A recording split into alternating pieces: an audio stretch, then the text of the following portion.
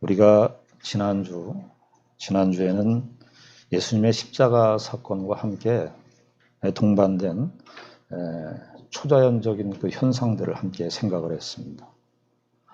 예수님께서 십자가에 돌아가셨는데 낮 12시부터 오후 3시까지 뜨거운 햇볕이 내리쬐는 그 시점인데 하늘이 어두워졌다 그렇게 말하고 있고, 하늘은 어두워졌고 땅은 진동하고 무덤이 열리고 자던 성도들이 부활하고, 그리고 가장 결정적인 것은 성전에 있었던 성소와 지성소를 가로막고 있었던 휘장이 위에서부터 아래로 갈라졌다고 성경은 기록하고 있습니다.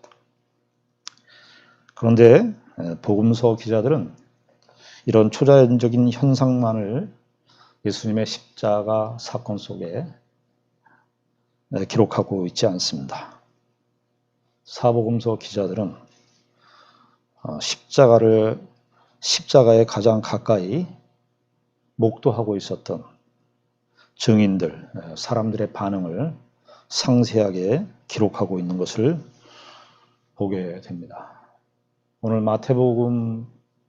마태의 증언에 따르자면 크게 세 부류의 사람들이 등장하고 있는 것을 보게 됩니다. 첫 번째는 54절에 나와 있는 백부장과 함께한 병사들, 군인들 그룹입니다. 그리고 두 번째 그룹은 그 당시에 사람 수에 이렇게 넣지도 않았던 여인들, 55절, 56절이죠. 여인들이 예수님의 십자가에서 거기 같이 있었다고 성경은 기록을 하고 있습니다. 그리고 또 누가 세 번째 등장하느냐 하면 57절 이하에 나오는 아리마대 사람 부자 요셉이라고 하는 이 사람입니다. 세 부류의 사람들이 예수님의 십자가 현장 속에 같이 있었다고 성경은 기록하고 있습니다. 그런데 오늘 본문을 보시게 되면 첫 번째 그룹인 백부장과 이 병사들의 반응이 기록되어 있는데요. 54절을 보시면 백부장과 및 함께 예수를 지키던 자들이, 그러니까 백부장과 함께 예수를 지키던 자들은 아마 병사들이었을 것입니다. 그러니까 그 병사들이 지진과 그 일어난 일들을 보고 심히 두려워하여 이르되 이는 진실로 하나님의 아들이었다. 하나님의 아들이었다라고 하는 이 고백은 예수 그리스도가 참된 메시아이다라고 하는 말과 동의어입니다. 로마의 백부장, 이방인인 백부장, 그리고 병사들이 오히려 그 당시 때 종교 지도자들이었던 대제사장과 서기관과 바리새인들과 장로들은 예수 그리스도를 하나님의 아들로 인정하지 않았던 그런 흐름 속에 놓여 있었는데, 이방인인 로마의 백부장과 병사들이 예수 그리스도의 십자가 사건을 목도하고 오히려 예수 그리스도를 향하여 하나님의 아들이라고 고백하는 이 역설적 상황이 제일 먼저 기록되고 있습니다. 공관복음서, 3복음서가 다 기록되어 있습니다. 여러분, 백부장이라고 하면, 로마의 백부장이라고 하면 이 사람들은 장교인데요. 우리식으로 얘기하면 군대의 장교입니다. 이 사람들은 전쟁에서 수없이 사람을 죽여왔고 사람의 죽음을 많이 보아왔던 사람이 백부장이었습니다. 그런데 이 사람들이 아마도 그 시점쯤에는, 예수님 당시 시대 때는 로마의 명령을 받아서, 빌라도의 명령을 받아서 그 당시에 십자가 처형, 죽음을 하는 그런 사형수를 죽이는데 그 일을 담당했었던 백부장이었고 병사들이었던 것으로 보입니다. 전장이 됐든 골고다 십자가의 현장이 되었든지 간에 사람의 죽음을 늘상 보고 왔었던 사람들이 이 로마의 백부장이고 병사들이었습니다. 그런데 주님의 십자가의 죽으심을 보고 많은 사람들의 죽음을 보호하고 목격했었던 백부장과 그 병사들은 예수님이 십자가에 죽으시는 모습을 바라보면서 이 사람의 죽음은, 이 예수님의 죽음은 자기네들이 이제까지 경험하고 자기의 눈으로 확인해왔던 죽음과는 전혀 다른 죽음, 그 죽음을 예수님의 십자가상에서 보았던 것입니다. 우리가 마태복음 27장엔 생략되어 있습니다만 누가복음 23장 이하에 보면 예수님께서 십자가상에서 하신 일이 기록되어 있습니다. 예수님이 십자가에 못 박힐 때 로마의 병사들이 와서 예수님의 시신에, 예수님의 몸에 십자가의 못을 박을 때 예수님께서 무슨 기도를 하십니까? 주여 저들의 죄를 사하여 주옵소서. 저가 무엇을 하는지 알지를 못합니다. 예수님께서는 우리가 재판의 과정을 쭉 보아왔습니다. 산헤드린 공회 재판, 가야바, 안나스 대제사장 앞에 있는 그런 재판, 헤롯 앞에서 그 재판, 신문 과정을 다 우리가 복음서에서 마지막 부분에서 다 확인을 했습니다. 그 재판의 과정 속에서 빌라도, 최종적 그 권한을 갖고 있었던 빌라도가 예수님의 죄를 발견할 수가 없었어요. 그런데 의인이었던 아무 죄도 없었던 예수님이 십자가상에서 못을 박히는 그 과정 속에서 일반적으로는 어떨 것 같습니까? 사람들이. 난 억울하다. 나는 죄가 없는데 내가 십자가에서 죽는다는 것은 너무나 억울한 죽음이다. 너희들 똑똑히 기억해라. 너희들이 지금 하는 일이 얼마나 너희들이 큰 잘못을 범하고 있는지 너희들을 잊지 않아야 된다. 이런 말들을 하고 해야 되는데 예수님께서 항변을 안 하시고 오히려 저들의 죄를 사하여 주옵소서 라고 하십니다.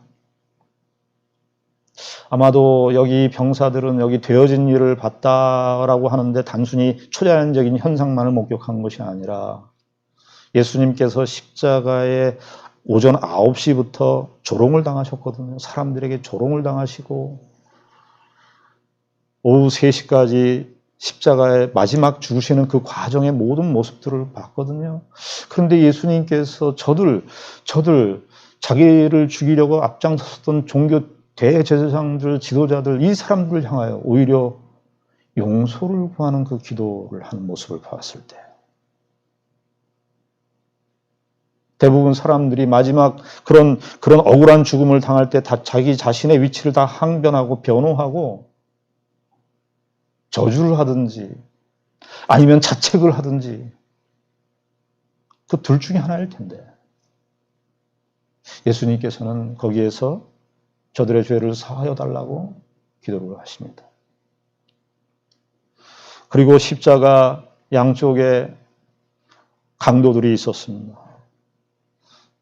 누가복음 23장에 의하면 한편의 강도는 아마도 예수님께서 조롱당하시고 사죄의 기도를 그 당시 때 인류들을 향하여 저들의 죄를 사하여 달라고 하는 그 기도를 하시는 그 예수님의 모습을 바라보면서 한편의 강도도 처음에는 마태복음에서는 그것이 이 한편의 강도도 같이 욕했다라고 기록되어 있지만 누가복음 23장에 의하면은 이 한편의 강도가 처음엔 욕했다가 예수님께서 십자가에서 행하시는 그런 모습들을 보고 이상한 죽음을 느꼈던 것이죠.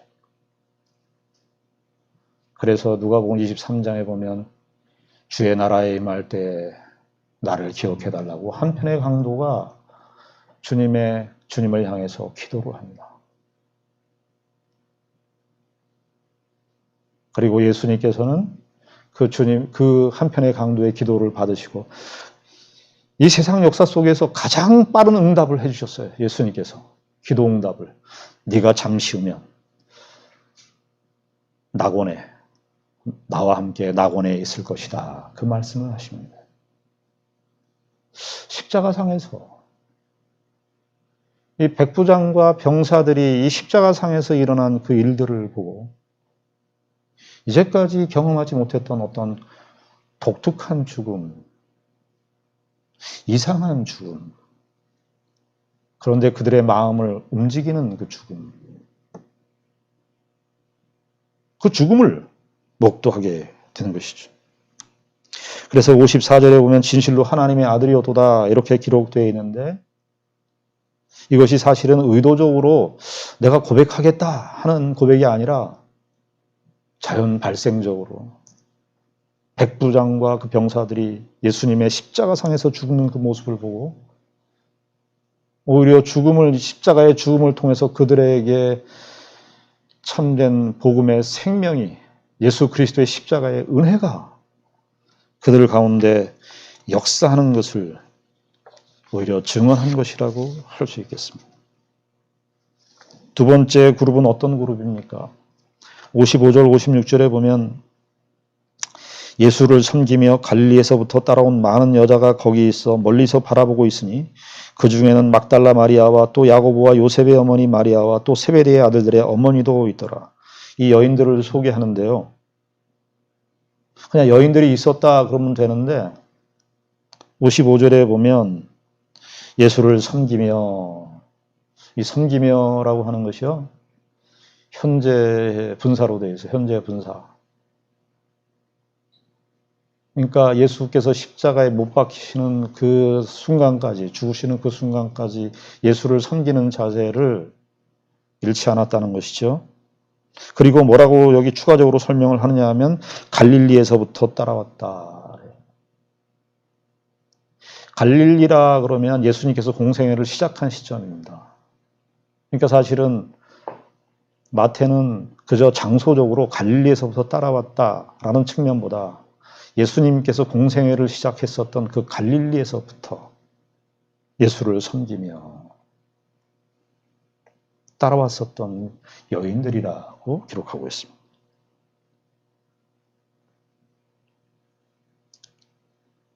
(56절에) 보면 그 중에는 막달라 마리아, 이 막달라 마리아, 이 여인들은요 예수님의 십자가 죽으시는 그 자리에도 있었고요, 예수님께서 부활하실 때도 이 여인들은 제일 먼저 등장합니다.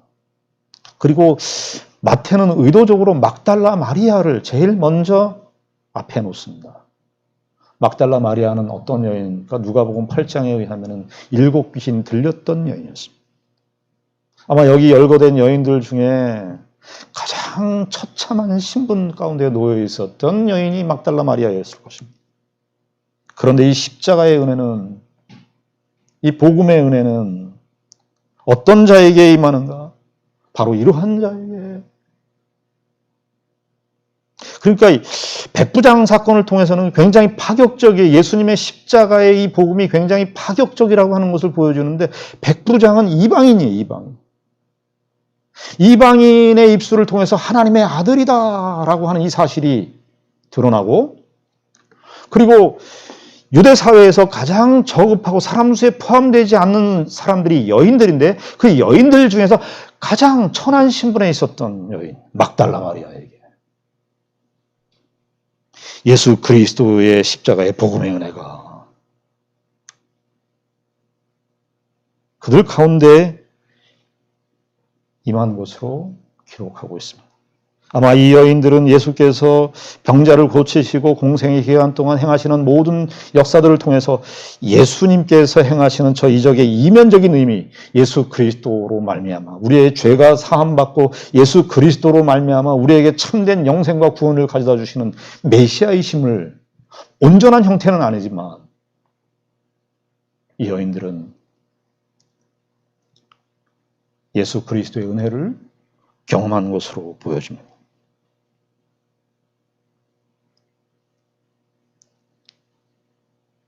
막달라 마리아, 그리고 여러 명의 여인들이 등장하는 것을 통해서 오히려 복음의 역설성을 드러내 보여주고 있습니다. 공교롭게도 이게 요즘에 페미니즘을 얘기하는 것은 아니지만 예수님을 처형했었던 사람들은 다 남자들이었습니다. 종교 지도자들, 바리새인들, 서기관들, 장로들. 여러분, 성경은 사실 우리가 창세기에 보면 아브라함의 생애, 믿음의 시작을 알리는 아브라함의 생애가 기록되어 있지 않습니까? 아브라함과 사라를 이야기할 때 하나님께서 아브라함과 사라를 아브라함 종속된 존재로 얘기하지 않습니다. 아브라함과 사라를 동등한 존재로 얘기해요. 아브라함이 이름을 바뀔 때 아브라함이라 그래서 열국의 아비가 됐듯이 사레를 사라로 바꿈으로써 열국의 어미가 되었다라고 우리가 창세기 기록 속에 나와 있습니다.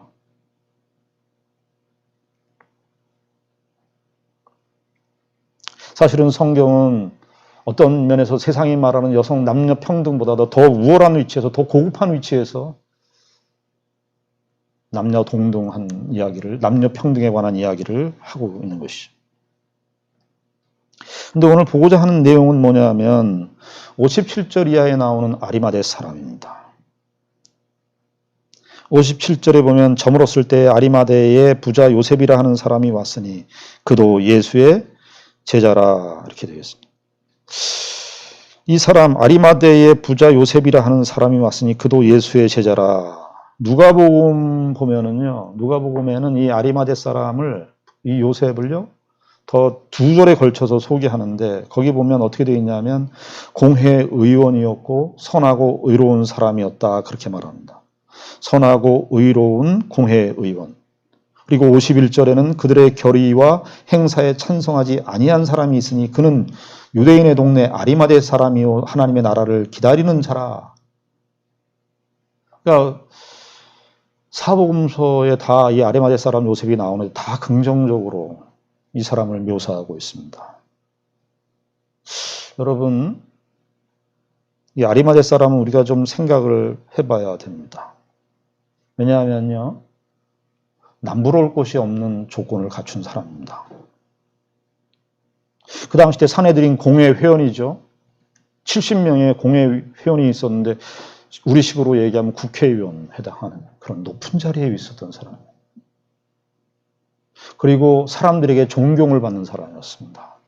보통은 그런 높은 위치에 있는 사람이라면 아랫사람들을, 밑에 사람들을 우습게 여기고 그럴 수 있는데 이 사람은 그렇지 않다는 것이었습니다. 모든 사람들한테 존경을 받는 공회의원이었다라고 말하고 있습니다. 선하고 의로운 사람이고 존경을 받는 사람, 산헤드린 공회의 회원이었고 의인이었고 착한 사람이었습니다. 그리고 누가복음 51절에 보면 그들의 결의와 행사에 찬성하지 아니한 사람이라고 설명을 하는데 이 말이 무슨 말이냐 하면 산헤드린 공회에서 공생의 시작부터 예수님을 죽이려고 이렇게 음모를 꾸몄었습니다. 그래서 아마 회의들을 했었던 것 같아요. 여러 회의들을. 그런데 이 아리마대 사람 요셉은 그들의 결의에 동의하지 않았다라는 것이죠. 그들의 결의와 행사에 찬성하지 않았다. 우리식으로 얘기하면 소수 의견을 예수님에 대해서 어떤 입장을 취할 때에 소수 의견을 낸 사람입니다. 나는 그 의견에 동조하지 않는다. 예수님을 십자가에 몰고 가는 그런 모든 음모와 계략과 저들의 모든 결의와 행사에 난 동의하지 않는 사람이다. 동의하지 않는 사람이라고 이 요셉을 소개하고 있습니다. 마태복음은 곁들여서 이 사람은 부자라고 소개하고 있습니다. 완벽한 사람입니다. 이스라엘 사회에서 모두가 다 인정하고 종교적으로도 산헤드린 공회 회원으로서 종교적으로도 인정을 받을 뿐만 아니라 경제적으로도 하자가 없었던 부자요, 완벽한 사람이고 사회적으로도 인정을 받았던 사람이고 윤리적으로도 의식이 있었던 사람이었습니다. 그런데 이 아리마대 사람 요셉에게는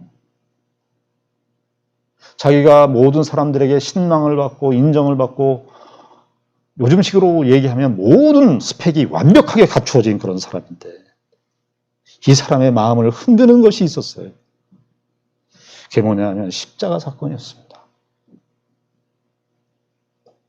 예수님의 십자가 앞에서 나는 세상 사람들이 다 부러워하고 사람들이 다 인정을 하는 모든 조건을 다 갖춘 사람이지만 예수님의 십자가의 죽음 앞에서 예수님의 십자가의 죽으심을 보면서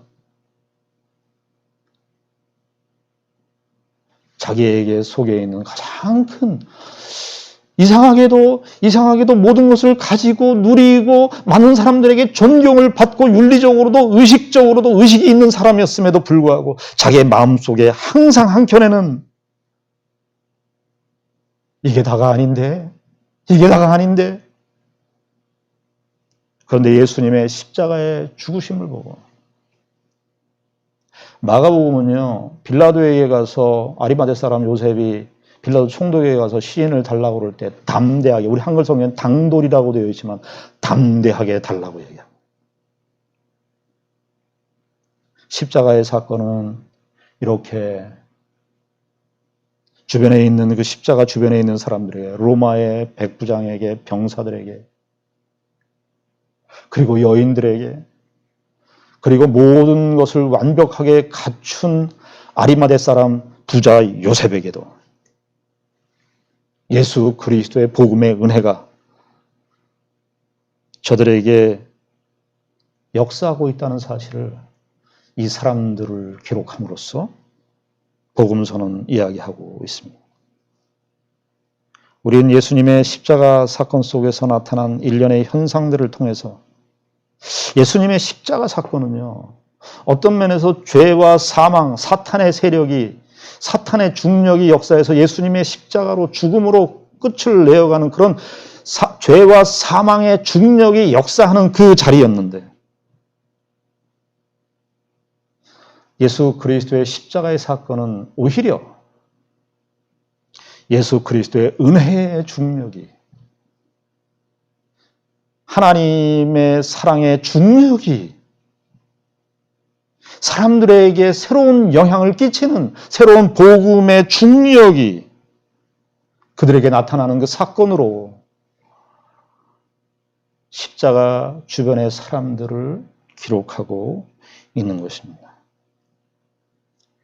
예수님의 십자가 사건은 성경적인 시각에서만 보면 우리 교회 안에 하나님의 백성들 사이에 이러한 도전도 주고 이러한 은혜도 우리에게 전달해 주지만 예수님의 십자가 사건은 인류 역사적으로도 큰 반향을 불러일으키는 사건이 되었습니다.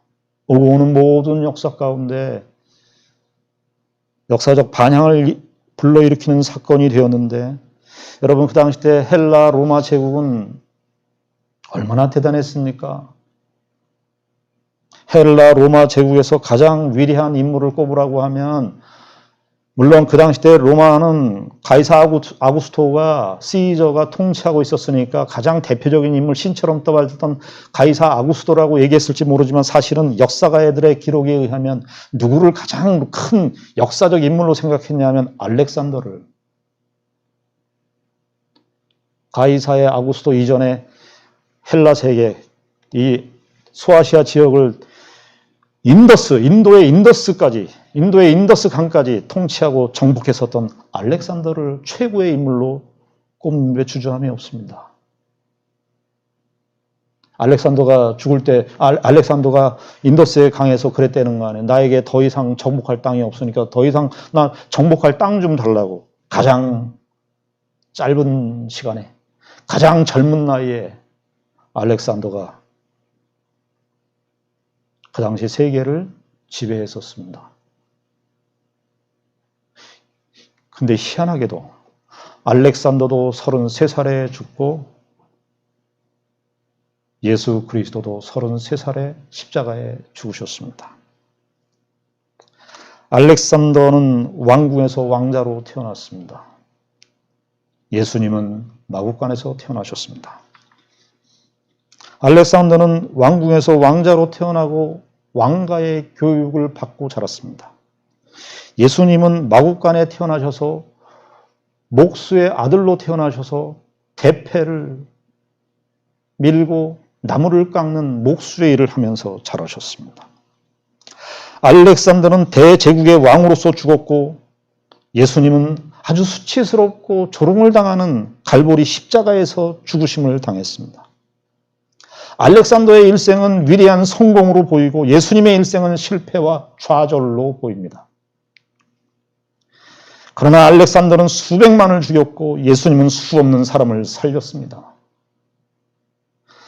알렉산더는 모든 왕자를 정복했지만 예수님은 인류의 최고의 마지막 적이라고 할 수 있는 죽음을 정복하셨습니다. 알렉산더는 모든 인간을 노예로 만들었지만 예수님은 모든 사람에게 진정한 자유를 주셨습니다. 알렉산더는 땅을 정복하여 역사를 만들었지만 예수님은 사람의 영혼을 정복하여 역사를 변화시켰습니다. 우리가 십자가 앞에서 알렉산더의 길을 갈 것인가 예수 그리스도의 길을 갈 것인가 결단하셔야 됩니다. 저와 여러분들이 이 십자가 사건 속에서 하나님의 백성으로서 우리가 어떻게 무엇으로 우리의 삶을 드러낼 것인가? 예수님께서 사실은 한마디로 얘기하면 예수님의 십자가 사건은 용서와 사랑의 십자가였습니다. 이기적이고 자기만을 생각할 수밖에 모르는 이 세상 속에서 예수 그리스도의 십자가 사건은 참된 용서와 사랑이 무엇인지를 웅변적으로 증거하는 사건이었습니다.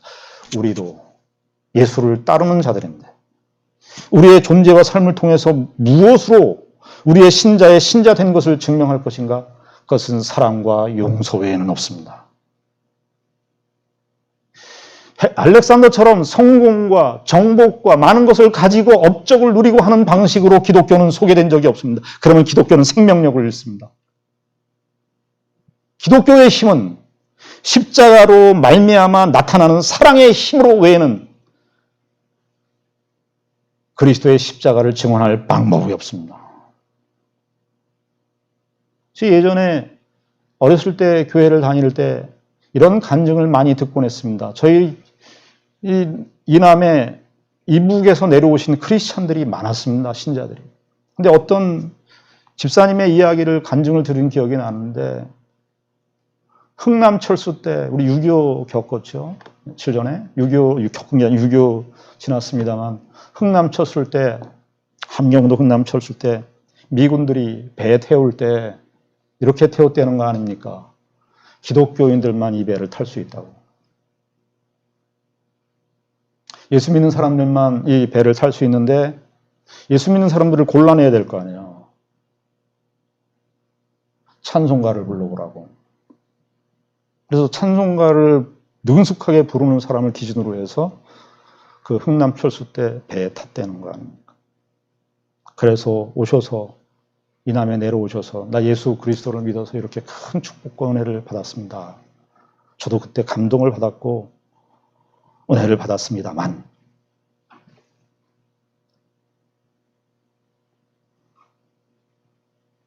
좀 크면서 그 간증을 다시 돌아보면서 생각할 때 쉬운 일은 아니겠습니다만 만약에 그리스도인들이 거기에서 비기독교인들에게 자리를 양보했다면 예수를 안 믿는 사람들에게 그 배에 탈 수 있는 권한을 먼저 주었다면 오히려 그 사람들이 이남에 내려와서 내가 저 집사님의 헌신과 희생을 통해서 저 섬김을 통해서 내가 구원받아서 난 그래서 예수를 믿게 되었다고.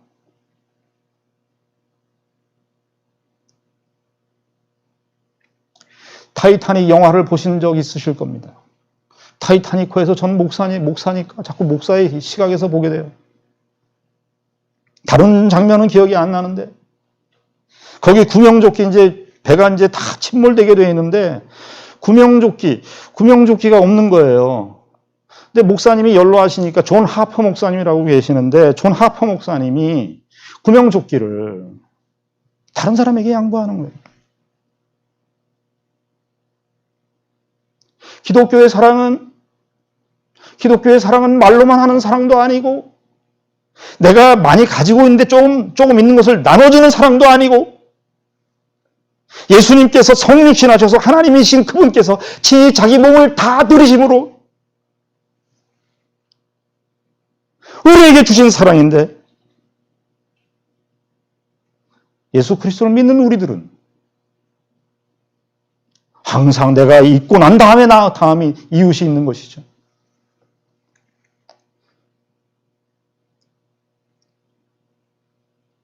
우리가 사는 이 시대에 예전에 기독교 영화 AD라고 하는 영화를 본 적이 있습니다. 많은 장면이 기억이 나진 않는데 그 기독교 영화에 그리스도 예수님 십자가 이후에 교회가, 신자가 어떻게 살아야 할 것인가를 묻는 그런 영화였습니다. 마지막 장면에 이런 대사가 있어요. 어떤 대사냐면 교회는 앞으로 어려운 시대를, 흑암의 시대를 맞이할 것입니다. 어떤 흑암의 시대인가? 세상이 우리에게 이 질문을 던질 겁니다. 사랑을 하고 있느냐? 여러분, 저와 여러분들이 사는 이 시대, 지금 코로나 사태로 사람들의 마음이 다 식어지고 점점 사람들의 마음이 냉담해져 가는 그런 세계 속에 살고 있습니다. 저와 여러분들, 우리 성도들 간에 이럴 때 서로 교제하시고 전화도 하시고 서로 알아보시고 더 걱정하시고 더 염려하시고 더 기도하십니까? 어떤 목사님은 집회를 자주 다니시는 목사님인데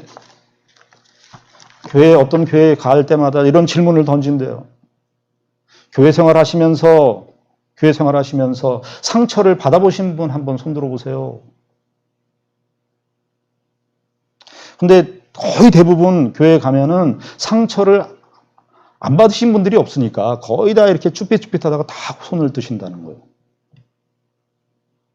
그리고 목사님이 두 번째 질문을 하신답니다. 두 번째 질문은 뭐냐 하면 상처를 주신 분 한번 손 들어보세요. 아무도 안 들어요. 상처를 주신 분 한번 손 들어보세요. 아무도 안 들어요. 저도 이 27살 때부터 전도사 생활하면서 이렇게 목회해왔지만 많은 분들하고 상담을 해봤지만 이런 상담은 받아본 적이 없는 것 같아요. 목사님, 제가 저 집사님한테 내가 이번에 이렇게 말을 했는데 내가 어떻게 하면 좀 오해를 내가 나를 좀 어떻게 좀 목사님, 제가 어떻게 저 사람에게 용서를 구할 수 있습니까?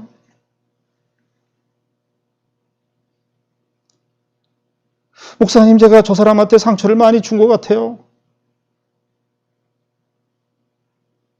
난 그 상처 때문에 내가 잠이 안 오는데 목사님, 제가 어떻게 해야지 이거를 내가 풀 수 있을까요? 저는 그런 상담을 받아본 역사가 없었던 것 같아요. 예수님의 십자가는 우리에게 그 방향을 바꾸라는 질문입니다. 저 사람이 나에게 어떻게 행한 것이 중요한 것이 아니라 예수님이 십자가상에서 어떻게 했죠? 모든 배신과 모든 부인과 모든 사람들의 오해와 왜곡을 다 받으시고 그리고 저들을 사랑하시고 용서하셨습니다. 우리가 가야 되는 길입니다. 예수님의 십자가 사건을 우리가 바라보면서 저와 여러분들이 서야 할 자리가 그리고 우리의 삶과 존재를 통해서 무엇이 우리 된 것을 드러내는 것인지 다시 한번 확인하시고 신자의 길을 걸어가시는 사랑의 길을 걸어가시는 저와 여러분들이 되기를 바랍니다. 기도하겠습니다. 하나님 아버지 은혜를 감사합니다. 우리가 주님의 십자가의 사건을 생각할 때마다 우리의 지식의 한계와 우리의 죄악된 인간의 한계를 느낄 뿐입니다. 아버지 하나님, 우리에게 이 십자가의 은혜를 보여주셨는데 이 십자가의 은혜와 정신과 이 원리를 따라 주님, 우리가 더 많이 희생하고 더 많이 자기 자신을 부인하고 이웃을 섬기며 형제를 사랑하며 살아갈 수 있도록 주님 인도하여 주시옵소서. 예수님 이름으로 기도드리옵나이다. 아멘.